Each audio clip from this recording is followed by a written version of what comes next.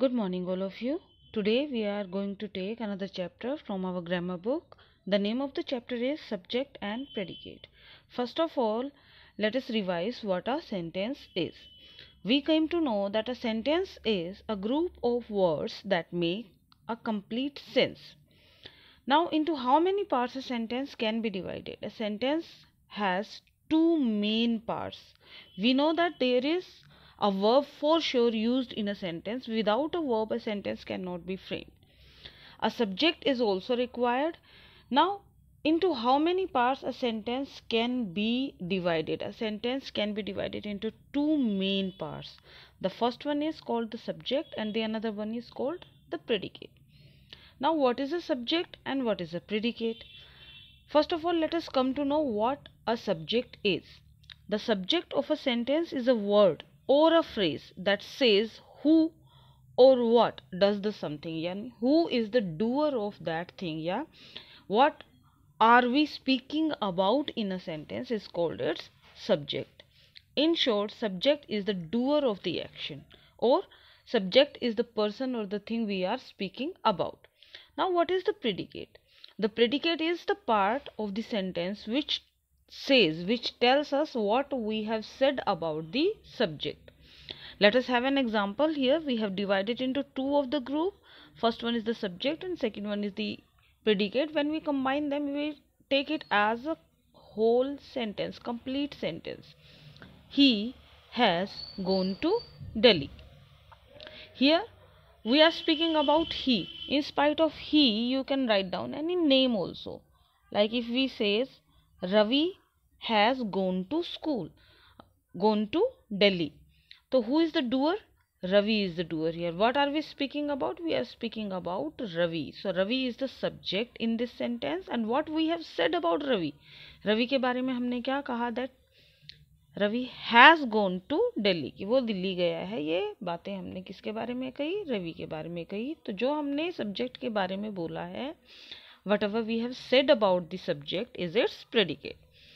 Look at the second sentence. I am happy here. मैं यहाँ पर खुश हूँ. कौन खुश है? Who are we speaking about? We are speaking about I. I की जगह कोई और हम अगर सब्जेक्ट लिखें तो देखें निशा. हेल्पिंग वर्ब चेंज हो जाएगी is. Nisha is happy here. Nisha यहाँ पर खुश है. तो who is the doer? Who are we speaking about? किसके बारे में बात हो रही है? बात निशा के बारे में हो रही है. और निशा के बारे में हमने क्या कहा? That she is happy here. वो यहाँ पर खुश है. तो this is the predicate. Like next sentence. She was dancing. Who was dancing? She was dancing. और शी, उसके बारे में हमने कहा कि that she was dancing. That part is the predicate part of the sentence. Now how to distinguish between a subject and a predicate? एक subject और predicate के बीच में distinguish कैसे करेंगे? It might not be difficult for a student to locate the subject and the predicate in assertive sentences. Assertive sentences में कोई मुश्किल नहीं होती है किसी subject को और predicate को differentiate करने में. Like Amit won the race.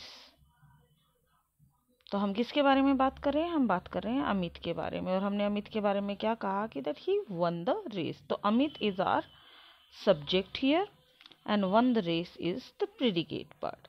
This is the assertive sentence. Assertive sentence में सब्जेक्ट और वर्ब प्रेडिकेट को आइडेंटिफाई करना इजी होता है. But when we are talking about an interrogative sentence और एन इंपेरेटिव सेंटेंस, तो हम कैसे आइडेंटिफाई करेंगे कि who is the subject? Here हम ले रहे हैं सेंटेंसेस हमारे पास यहाँ पर. लुक एट दिस एग्जाम्पल है हमारे पास ये. Are you reading a newspaper? क्या आप एक न्यूज़पेपर पढ़ रहे हैं? तो हेल्पिंग वर्ब छोड़ दीजिए और ये देखिए कि किससे पूछा जा रहा है. आपसे पूछा जा रहा है कि क्या आप न्यूज़पेपर पढ़ रहे हैं. तो you is the subject here and are reading a newspaper is the predicate. Let us talk about an imperative sentence. एक इम्पेरेटिव सेंटेंस की जब हम बात करें तो इम्पेरेटिव सेंटेंस में एक डायरेक्ट सब्जेक्ट नहीं होता है। इंस्ट्रक्शंस दिए जाते हैं, एडवाइसेस दी जाती है, सजेशंस दिए जाते हैं, रिक्वेस्ट फ्रेम किए जाते हैं इन एन इम्पेरेटिव सेंटेंस, और उसमें कोई डायरेक्ट सब्जेक्ट नहीं होता है। हियर हमने कहा open the door, imperative sentence है। इसकी जगह पर अगर हमने ये कहते हैं कि close the window, come here, go there, इस तरह के जब सेंटेंसेस होते हैं तो दे आर इम्पेरेटिव सेंटेंसेस। तो इसमें कोई डायरेक्ट सब्जेक्ट नहीं होता है, तो इसका भी direct subject you open the door, तो you is the subject here and open the door is the predicate part. अब जब एक्सक्लेमेटरी सेंटेंसेस होते हैं तो एक्सक्लेमेटरी सेंटेंसेस में हाउ हैप्पी शी वॉज, तो आप देखिए कि वो कितनी खुश है। कौन खुश है? वो खुश है, she is the subject here and was, how को हम रख देंगे ब्रैकेट में, शी वॉज हैप्पी। ये हमने हमारा प्रेडिकेट पार्ट लिया। Now let us identify from this sentences.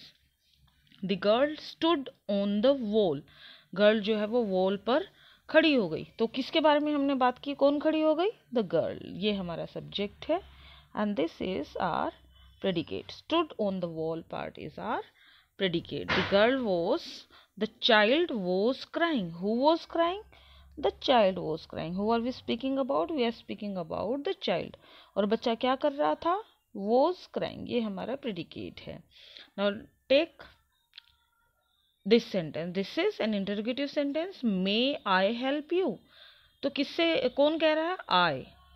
May I help you? क्या मैं आपकी मदद कर दूं? कौन मदद करेगा? मैं. Rest of the sentence will become its predicate. Shall we go to the school tomorrow?